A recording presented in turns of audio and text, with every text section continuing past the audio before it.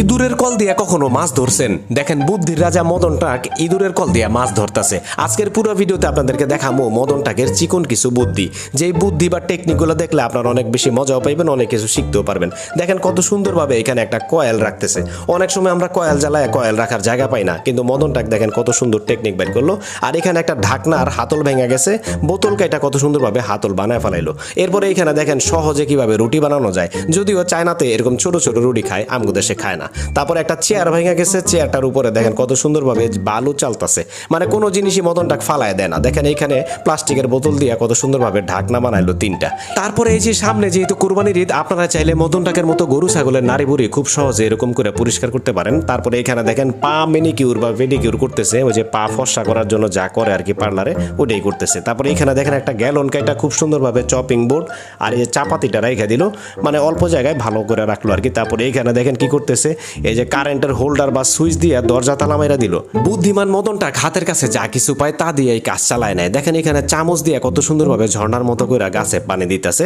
তারপর এখানে অল্প কিছু জায়গার ভিতরে, মানে একটা প্লেটের ভিতরে দেখেন কতগুলা বাটি রেখা দিল খুব সুন্দরভাবে। বাসায় পুরান জুতাগুলারও মদন টাক কখনো ফালায় দেয় না। দেখেন কত সুন্দরভাবে পুরান জুতার ভিতরে এখানে গাছ লাগাইছে, গাছগুলোও দেখতে সুন্দর লাগতেছে। তারপরে এখানে দেখেন গরম ডিম ধরার জন্য দুইটা চামচ দিয়ে সুন্দরভাবে একটা চিমটা বানায় ফেলাইছে, মানে প্রবলেম আছে সাথে সাথে সলিউশনও আছে।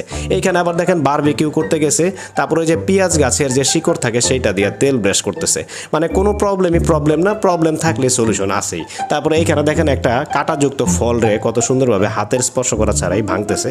তারপরে বৃষ্টি হইতেছে, বাইরে ছাতা নাই, কিন্তু বাইরে তো যাইতে হবে। হাতের কাছে যেই জিনিসটা পাইছে ওইটা নিয়ে বৃষ্টির মধ্যে নাইমা গেছে। তারপর এইখানে দেখেন দুই চাকার স্কুটারে চার চাকা বানায় ফেলাইছে। মাঝে মধ্যে মালপত্র নেওয়ার জন্য দুই চাকার স্কুটারে হয় না, সেজন্য দেখেন কত সুন্দরভাবে এখানে চার চাকা বানায় ফেলাইছে, এখন রিল্যাক্সে চালাইতে পারবো। তারপরে এখানে দেখেন একটা হ্যাঙ্গার ঝুলাইলো, আর একটা হ্যাঙ্গারের ভিতরে দেখেন সবগুলো হ্যাঙ্গার রেখে দিল, মানে কোনো সমস্যা না। তারপরে এখানে দেখেন ইঁদুরের জন্য কত সুন্দরভাবে আপ্যায়নের ব্যবস্থা করছে, মিষ্টি আলু এবং চারপাশে অনেকগুলো ইঁদুরের কল বসাইছে।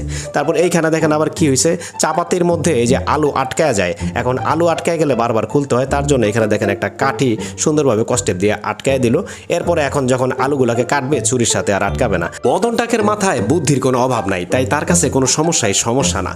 বোতল বিজ্ঞানী মদন টাকের নতুন ভিডিওতে সবাইরে স্বাগতম। কেন আমি মদন টাকের বোতল বিজ্ঞানী কইলাম সেটা জানতে হইলে পুরো ভিডিওটা দেখতে হইব, কারণ আমরা যে বোতলগুলা ব্যবহার করার পরে অপ্রয়োজনীয় ভাবে ফালাই দিই, মদন টাক সেই বোতলগুলার টুকায় নিয়ে খুব সুন্দরভাবে প্রয়োজনীয় কিছু জিনিস তৈরি করে। এই যে মুরগির একটা খাবারের পাত্র তৈরি করছে দেখতে পাইতেছেন।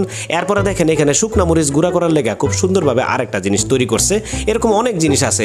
এইখানে আবার একটা বোতল কাইটা খুব সুন্দরভাবে গাছ থেকে ফল পাড়ার একটা জিনিস তৈরি করছে। এখন যেহেতু আমের সিজন, অনেকেই কিন্তু আম পারতে পারবেন এই ধরনের জিনিস বানায়া। এরপরে দেখেন